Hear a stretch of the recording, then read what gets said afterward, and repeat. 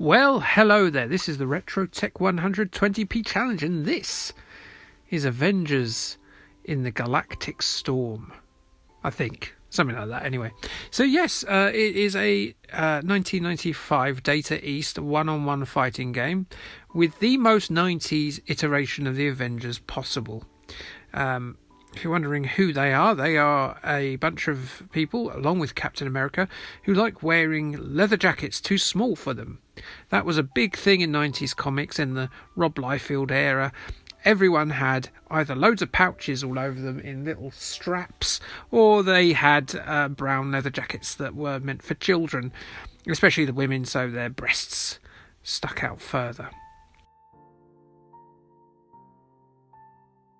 So yes, Retrotech 120p Challenger is as ever this and thus will ever be. You put 20p in and see how far you get with your first recorded run, and that 20p is representative of the 2 credits you would have had back in today. Although I think by 1995 we probably would stick in like 50p's in, I would imagine. So yeah, let's talk now about many things. So, yeah, the characters in this game, the selectable ones, you've got Captain America, obviously Steve Rogers, quite topical at the moment because the series is finished on Disney Plus of Falcon and the Winter Soldier, which was all right, yeah, it's fine. It was okay. It had some really good moments in it. It looked expensive. The character arcs of all the characters, very good indeed. I thought Sam Wilson will make an excellent Captain America. I think he's gone from being a background character, as in all these TV shows based on Marvel properties do. He seems to fit the bill. So you've also got this character I'm controlling, which is Black Knight, who's going to be played by Kit Harington from Game of Thrones in the upcoming movie Immortals. You've got Crystal, who is a member of the Inhumans, who Inhumans, if you remember, had probably the worst iteration of the Marvel Cinematic Universe so far with their terrible TV show. It is on Disney Plus, the Inhumans. Do watch it if you feel like watching something really awful. And then you've got Thunderstrike, who is he basically replaced Thor for a little while in the comics, even though he looks the same. I don't know what that was about. He was proved worthy. He got to wield Mjolnir, which is the Thor hammer, if you're not too sure.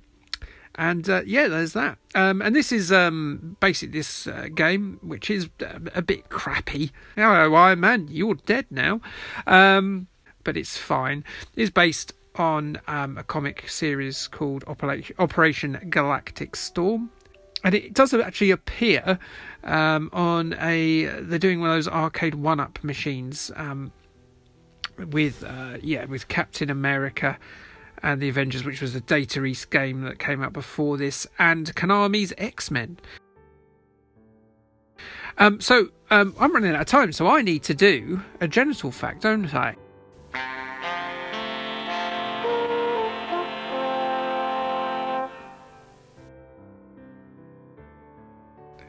And obviously there's no human alien, there's no animals in this, so let's go with a human genital fact.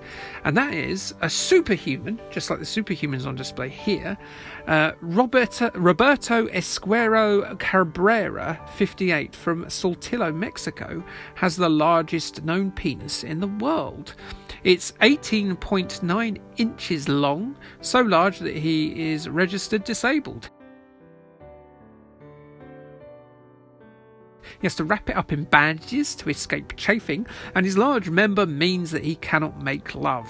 So, you win some, you lose some.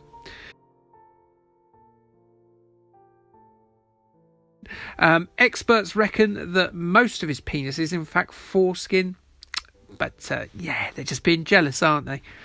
So yeah, that's the genital fact, as I put pay to this Kree soldier who I can't remember the name of. There's a lot of obscure characters in this.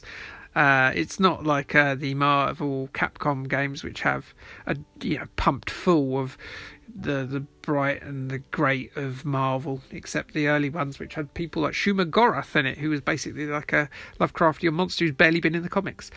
This character always that makes me think of a blue version of the teenage girl from The Incredibles. Though, look at her; she's wearing the same outfit. I chose Black Knight because I worked out if you stand back and chop away that you might get further, because this game gets incredibly tough quite early on.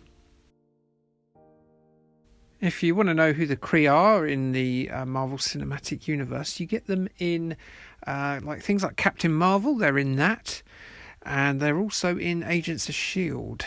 in one series of that, I believe. So yeah, they're I would say an interesting race. They're led by the Supreme Intelligence, which is a computer, and I think my time is now short for this game. It'd be interesting to see how people get on with it. It's a bit clunky to control. I didn't get to use any special moves or call in my partner at all. So, yeah, an interesting game. Bit terrible, if I'm being honest. But you know what? Sometimes terrible is good too. Not in this case, really.